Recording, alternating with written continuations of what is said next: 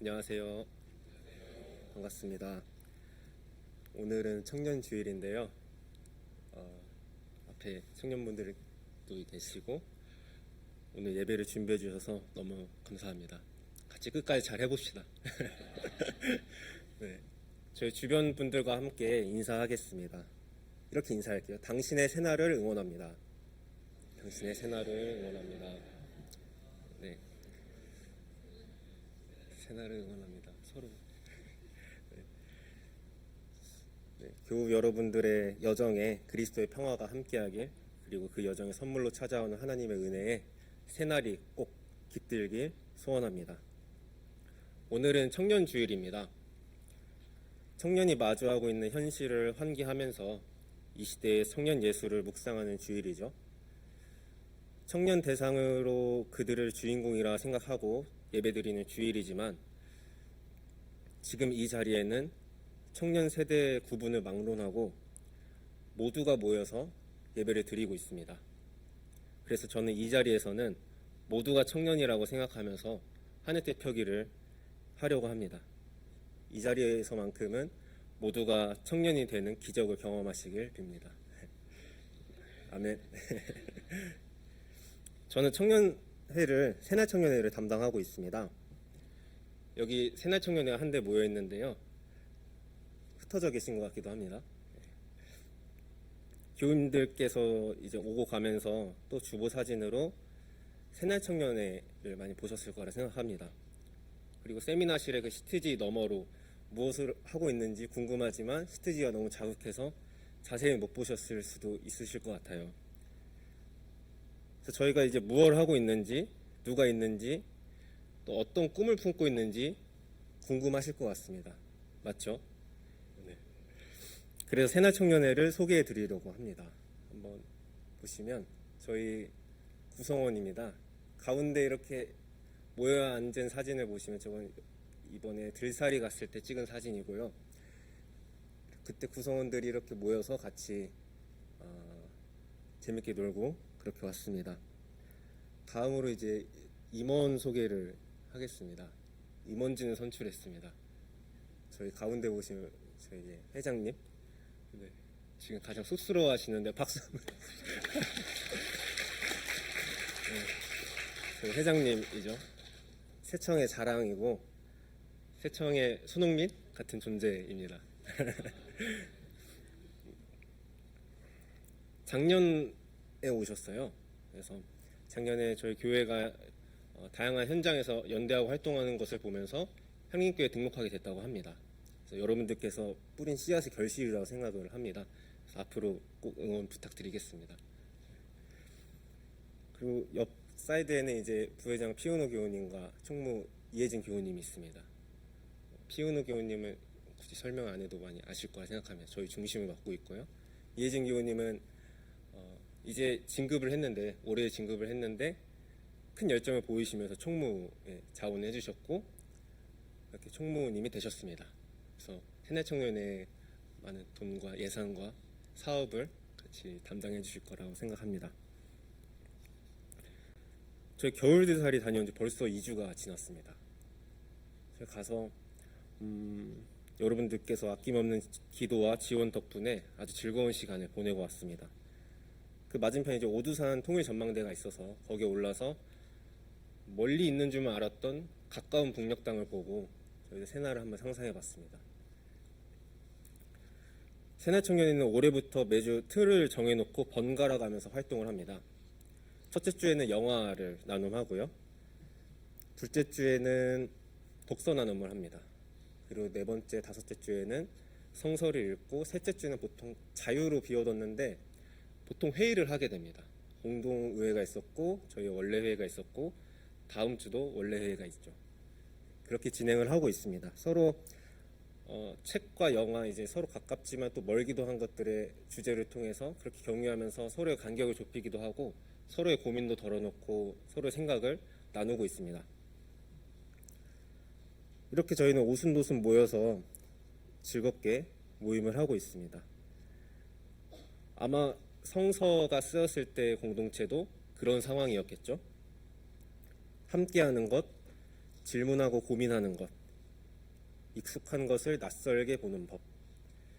성서는 이런 고민을 한 보따리 담고 있습니다. 오늘 읽은 에베소서도 마찬가지입니다.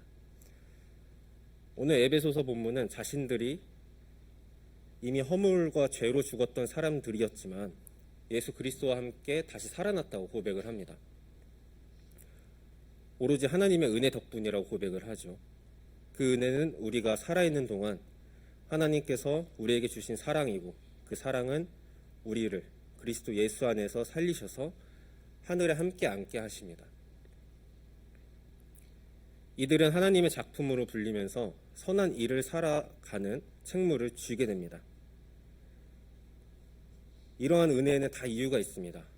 하나님의 은혜가 얼마나 풍성한지를 장차올 모든 세대에게 드러내 보이시기 위함입니다. 때문에 우리에게는 하나님에게 받은 은혜를 장차올 모든 세대에게 선한 일을 함으로써 보여줄 책무가 있다고 이해할 수 있습니다. 하나님의 은혜를 보러 장차올 모든 세대는 아직 태어나지 않은 사람들 또는 아직 책임이 부여되지 않은 곧 청년이 될 세대를 지칭하는 듯합니다. 하지만 장차올 모든 세대의 핵심은 종말신앙입니다. 장차올 세대, 고대 그리스어로 아이오신 토이스 에피르코 메노이스인데요. 이것이 직역하면 임박한 시대, 잇따라 일어날 영원입니다. 아이오신은 모든 역사를 관통하는 시대를 의미하고 또 과거와 현재를 모두 포함한 영원이라는 뜻도 있습니다. 또 에페르코 메노이스는 임박한, 잇따라 일어날을 뜻합니다. 그러니까 장차올 세대는 한글 성서에서 이해할 수 있는 아직 태어나지 않은 사람들이나 청년 세대를 지칭하는 것이 아니라 그들이 이해하고 있는 종말, 임박한 시대를 말하고 있습니다.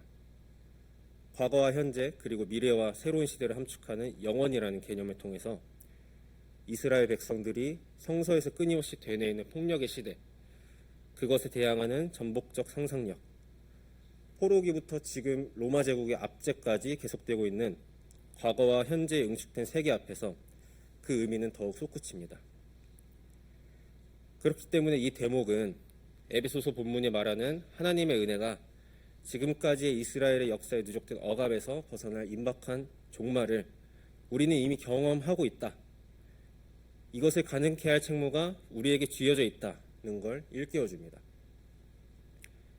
그래서 하나님의 은혜는 모든 역사를 포함하고 시간을 초월하기에 오늘의 억압은 오늘만의 문제가 아니게 됩니다. 오늘의 억압은 과거에서부터 누적되어 온 모든 억압의 총체입니다. 그래서 1절에서 말하는 허물과 죄는 단지 지금 우리가 윤리적으로 도덕적으로 범하고 있는 잘못만이 아니라 극복하지 못했던 과거의 허물과 죄도 포함되어 있습니다. 또 선한 일로 종말을 앞당겨야 하는데 이 사명이 신앙의 모범으로 익히 들었던 모든 세대를 생략하고 건너뛰어와서 지금 우리 에베소 공동체의 과제로 넘어왔다는 한탄과 위기의식도 발견할 수 있습니다. 이러한 진단은 요한복음서 본문에서도 찾아볼 수 있습니다. 바로 영생을 통해서입니다. 오늘 요한복음서 본문은 바리새파 사람 니고데모와 예수님의 대화의 말미 부분입니다. 예수님은 니고데모에게 하나님 나라를 볼 수 있는 또 경험할 수 있는 조건에 대해 설명하는데요. 그것은 다시 태어남, 그리고 물과 성령으로 태어남입니다. 그것이 하나님 나라를 경험할 수 있는 조건이면서 21절에서 말하는 빛으로 나아가는 실천의 토대가 됩니다. 여기서 요한복음서는 믿음과 빛, 불신과 어둠을 대비시킵니다. 예수 그리스도를 믿는 자는 빛으로 나아가는 실천을 통해서 영생을 누릴 수 있다는 선언을 하고 그 영생은 모세가 광야에서 뱀을 든 것 같이 인자도 십자가에 달린 것을 믿는 자만이 누릴 수 있다고 합니다. 오늘 본문은 예수의 십자가형을 모세가 광야에서 뱀을 든 사건과 연결합니다. 하나님은 광야에서 불뱀을 통해 불신자를 죽이고 다시 살려내시죠. 여기서 이집트 탈출 이후에 광야에서부터 우리의 허물과 죄가 돼버린 해방에 대한 불신, 제국의 문화에 대한 그리움을 환기합니다. 에베소 공동체가 자책했던 신전의 고기와 제국의 인프라, 이건 역시 니고데모의 질문을 통해 환기한 다시 태어남에 대한 의구심에 응축됩니다. 예수님의 십자가형을 믿는 것은 이러한 허물과 죄, 불신과 어둠을 뒤로하고 그 거대한 권력도 우리 메시아를 죽이지 못했다, 우리가 승리했다고 공표하는 부활을 통해서 하나님 나라를 경험할 수 있는 영생으로 안내하고 있습니다. 그렇게 우리는 영생을 흔히 알듯이 죽지 않거나 오래 살고 천국에 가는 것이 아닙니다. 오래전부터 있었던 이집트의 억압, 그리고 바빌론 포로기부터 로마 제국의 압제까지 이어지는 폭력의 경험 위에서 이해할 수 있습니다. 그래서 영생은 예수님의 십자가형을 믿음으로써 경험한 하나님의 은혜가 우리의 부활 신앙을 통해 드러난다는 종말 신앙입니다. 또 영생은 지금 허물과 죄를 죽이고 다시 태어나는 일상의 기적을 이스라엘 역사에 누적된 억압의 역사를 청산하겠다는 개인의 결단으로 삶에서 드러납니다. 이 토대 위에서 예수님은 다시 태어나고 빛으로 나아오는 결단을 촉구합니다. 영생은 그 결단 이후에 비로소 경험할 수 있는 것이죠.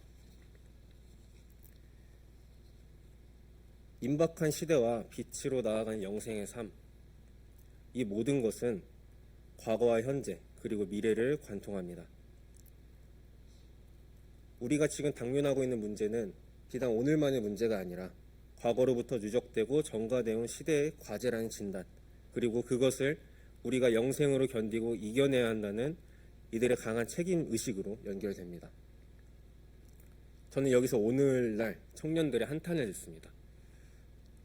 대개 청년 문제로 불리는 것들, 일자리, 주거, 여성, 퀴어, 군대 문화 등이 있습니다. 제가 다녔을 때도 그렇고 지금도 그렇고 늘 대학교는 군필 복학생의 문제로 탈을 겪게 되죠. 제가 다녔던 학교도 그랬습니다. 군필 복학생들은 군대 문화를 학교로 옮겨와서 그것을 다시 재현하려고 했었습니다. 또 그 안에서 하나의 군대를 만들기도 했고 그것으로 인해서 많은 탈을 겪었습니다. 그래서 학교는 단지 학문의 장이 아니라 또 하나의 사회로 많은 탈을 겪고 나를 세우며 대립하는 공간이기도 합니다. 이것은 오늘날 사회에서도 마찬가지입니다. 청년 세대를 막론하고 모두가 경험했을 테죠. 좀 더 요즘 이야기를 해보겠습니다. 여러분 혹시 에브리타임 아십니까? 에브리타임 아세요? 모르시면 혹시 대나무숲 대나무숲 대신 전해드립니다. 요즘 그런 게 있습니다. SNS에 옛날에는 대나무숲과 대신 전해드립니다 가 있었고 지금은 거의 모든 청년들이, 대학생들이 에브리타임을 씁니다. 거기서 이제 강의에 대한 후기, 교수에 대한 평가. 교수님들은 그 에브리타임 보시면 안 됩니다. 뛰어보실 거예요. 그리고 학교의 식당에 대한 후기, 이런 것들이 많이 올라오고 구식도 올라옵니다. 동아리 홍보도 올라오죠. 근데 에브리타임에서 그렇듯이 요즘 큰 화제가 됐던 사건이 있습니다. 한 대학교 학생들이 열악한 휴게실과 노동권의 비판적 문제의식으로 학내에서 투쟁한 청소 노동자들을 고소했습니다. 수업을 방해했다는 이유였습니다. 그래서 에브리타임이라는 모바일 커뮤니티에서는 고소를 지지하는 수많은 글이 게시됐고 지지하는 댓글도 대다수였습니다. 청소 노동자들이 왜 투쟁할 수밖에 없었는지 알기보다 자신의 소위 수호권을 앞세우며 고소를 했습니다. 수많은 사람들이 이게 동조했고요. 이러한 SNS 커뮤니티에서 찾아볼 수 있는 혐오 현상은 사회의 혐오 현상을 온라인상에서 재현하고 또 그것을 사회에서 청소 노동자 고소와 같은 사건으로 재생산합니다. 이뿐만일까요? 모두에게 열린 유튜브의 댓글만 봐도 알 수 있죠. 이 모든 것들이 청년뿐만 아니라 모두가 당면한 문제이지만 청년 세대가 한 가지 특수하게 당면한 건 이렇게 자신들 세대 안에서 공회전 도는 혐오 현상을 포함한 여러 사회의 문제에 누구보다 취약하게 또 한복판에 놓여 있다는 것입니다. 오늘날 대두된 거의 모든 사회 문제가 청년 문제로 불리고 있죠. 그런데 청년들만 해당된 문제가 아니라 앞서 말씀드렸듯이 우리 모두가 당면한 문제입니다. 모두가 과제로 삼고 있는 문제이죠. 이전부터 있었던 모두가 해결해야 될 문제입니다. 저는 지금 이 세대를 질책하는 게 아닙니다. 그것이 아니라 단 한 가지, 우리 모두가 과제인 걸, 과제를 지금 직면하고 있다는 걸 말씀드리고 있습니다. 청년 문제로 보이는 여러 사회 문제들, 청년 문제로 조명되고 있는 여러 사회 문제들, 청년들만이 헤쳐나갈 문제가 아니라 우리가 같이 고민하고 함께 헤쳐나가야 될 우리의 문제라는 것이죠. 요한복음서에서의 영생은, 그리고 그 영생에 대한 믿음은 그것을 우리에게 말해줍니다. 예수님은 우리를 나날이 부활하는 영생의 삶으로 초대합니다. 그리고 결단을 요청합니다. 시대를 거슬러 우리에게 온 수많은 과제들을 나날이 부활하며 빛으로 나아가겠다고 고백하길 바랍니다. 예수님은 우리에게 이것을 알려줄 뿐입니다. 이제 우리에게 결단만이 남아 있습니다. 지난 3.1절에 우리 교회는 이제 대한민국 임시정부 기념관을 갔다 왔습니다. 산상기도회가 있었죠. 향공협 산상기도회가 있어서 대한민국 임시정부 기념관 앞에서 기도회로 마치고 한 팀은 안산에 올라가고 한 팀은 기념관을 관람했습니다. 그때 기도회 가신 분들은 아시겠지만 너무 추웠죠. 그래서 사실 제 속 마음에는 안산에 가고 싶었지만 너무 추워서 이 자리에 솔직히 말씀드리자면 그래서 실내로 한번 들어가 봤습니다. 근데 실내 들어가자마자 첫 코스가 바로 여기였는데요. 보시면 옥상 천장이 뚫려 있죠. 다시 야외로 갔습니다. 그래서 잘못 갔다. 그래도 의미가 있었습니다. 이 작품이 역사의 파도라는 작품입니다. 작가는 이배경 작가이고요. 2021년도에 이렇게 설치되어 있습니다. 저는 오랫동안 자리에 머물러서 이 작품을 한번 봤습니다. 작품의 설명은 이렇습니다. 한번 읽겠습니다. 대한민국 임시정부 수립을 기념하고 일제에게 강탈된 주권과 국토를 되찾기 위해 독립운동에 헌신하신 선열들의 고귀한 독립정신과 광복 이후 오늘에 이르기까지 그리고 향후 계속될 미래 대한민국의 역동성을 표현하고 있다. 이 작품을 계속 보다 보니까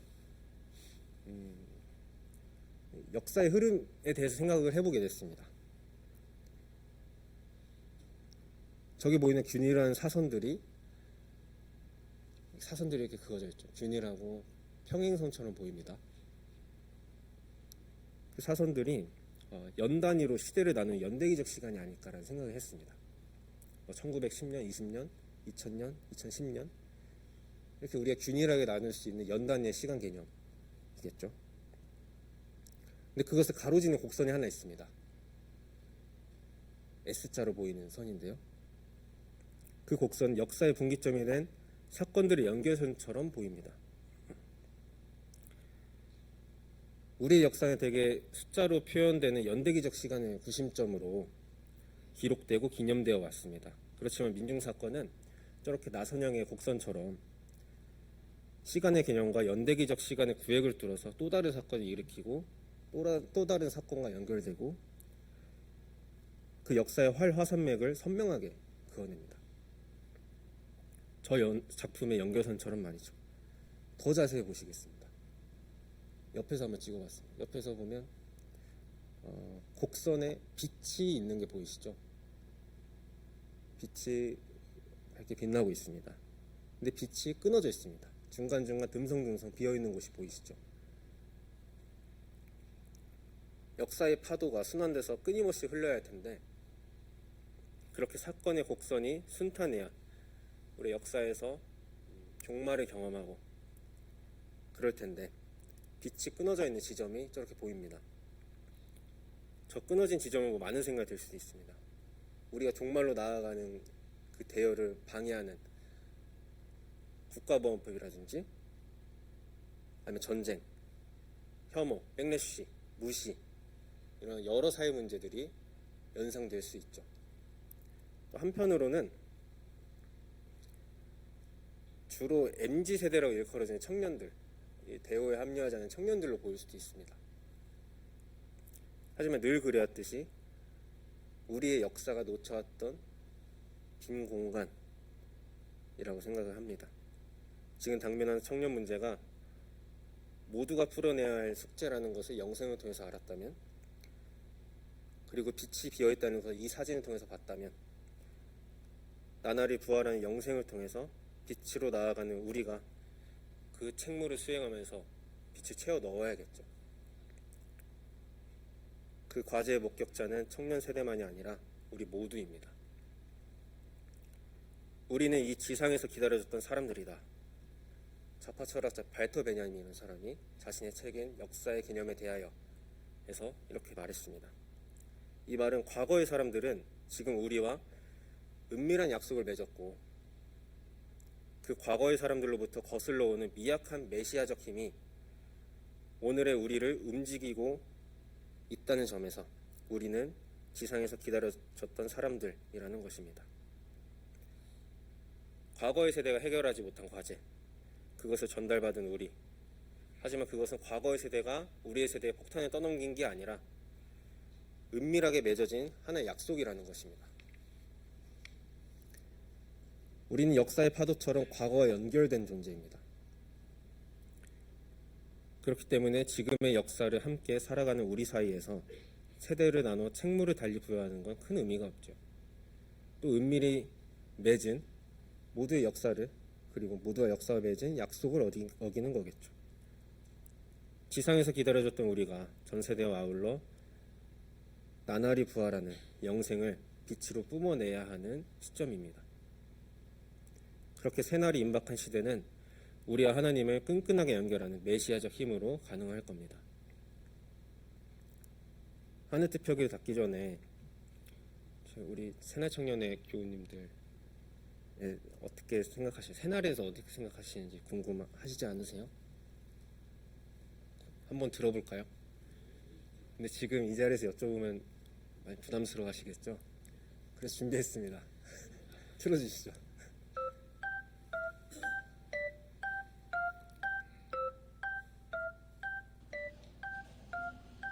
나에게 새날이란? 날이면 날마다. 끝이에요?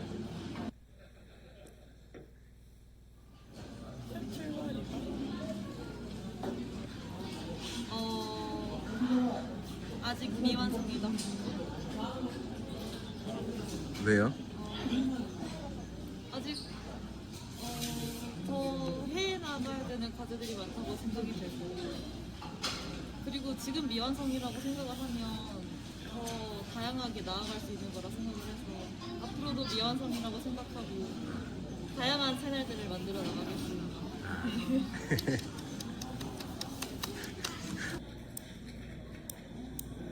나에게 새날이란? 저요? 아니에요. 아니, 준비하지 않았어요. 아니 준비하지 않았어. 나에게 새날 아직 준비되지 않았다. 뭐 하는 거예요? 왜냐면 준비되지 않았고 지금 인터뷰하고 있어. 진짜 준비가 안 돼가지고 준비되지 않았기 때문에 아, 나에게 새날은 아직 준비되지 않았다. 되지 않았다. 이거 다음 주엔 준비하겠다.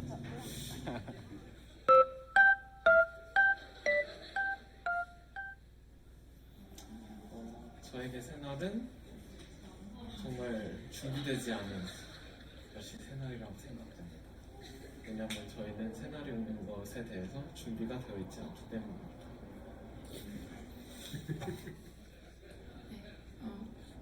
저에게 새날이란 때로는 초대하지 않은 손님인 것 같습니다. 되게 특히 나이를 먹어서 오는 새날, 새해가 밝아서 오는 새날 같은 건 사실 제 의지와는 상관없이 찾아와서 새로워야 될 것 같다는 의무감을 강제적으로 주기도 해서 반갑지가 않을 때도 있습니다. 하지만 제 의지가 반영된 새날은 세상은 바뀌지 않더라도 나는 변하겠다는 의지를 담은 날입니다. 나에게 새날이란 매일매일이 새날입니다. 우리는 오늘보다 내일이 더 나은 날이 되기를 기대하는데 그렇게 되면 내일은 오늘보다 나은 새날이 되는 거고 그 새날을 준비한 오늘도 어떻게 보면 새날이 될 수 있다고 생각합니다. 네. 나에게 새날이란 설레는 날이다. 앞으로의 나를 생각하면 설레기 때문이다.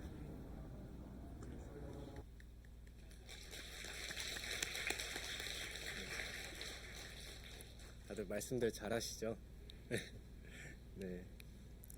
다들 저희 새날은 새날 청년의 이름이지 않습니까? 그래서 그걸 너무 익숙해서 분리해서 말하면 좀 엉뚱하게 들릴 수도 있고 어색할 수도 있는데 그래서 새날의 의미를 다시 음미하면서 다들 말씀해 주셔서 많은 도움이 됐던 것 같습니다. 다들 새날 청년에게 새날은 날이면 날마다이기도 하고 새 출발이기도 했죠. 또 미완성이지만 앞으로 더 다양하게 채워나갈 공간 같은 것 또는 준비되지 않은 것, 초대하지 않는 손님이면서도 의지가 반영된 새날은 세상이 바뀌지 않더라도 나는 변하겠다는 의지, 또 매일매일이 새날이기도 하고 설레는 날이기도 했습니다. 새날 청년이 이렇게 새날의 여백을 채워나가고 있습니다. 준비되지 않았을 수도 있지만 저마다 당면에 있는 상황에서 매일매일 새 출발하며 변하겠다는 의지로 말이죠. 새날에 대한 이해는 제가 끝이에요? 라고 물었지만 가장 임팩트 있었던 날이면 날마다로 정리될 수 있을 것 같아요. 새날은 날이면 날마다 부활하는 영생을 통해서 여러분들이 경험하시길 빕니다. 우리가 상상하는 새날을 향해 교우 여러분들도 새날을 살고 새날의 빛을 바라며 나아가시길 빕니다. 새날 청년을 비롯한 이 땅의 모든 청년들의 이야기와 전 세대가 그동안 분투했던 역사들, 이야기들, 그리고 날이면 날마다 부활할 것을 결단한 다양한 이들의 이야기가 역사의 파도에 합류해서 비어있는 빛의 자리를 채우고 그렇게 새날을 향해 같이 나아가길 소원합니다. 침묵으로 기도하겠습니다.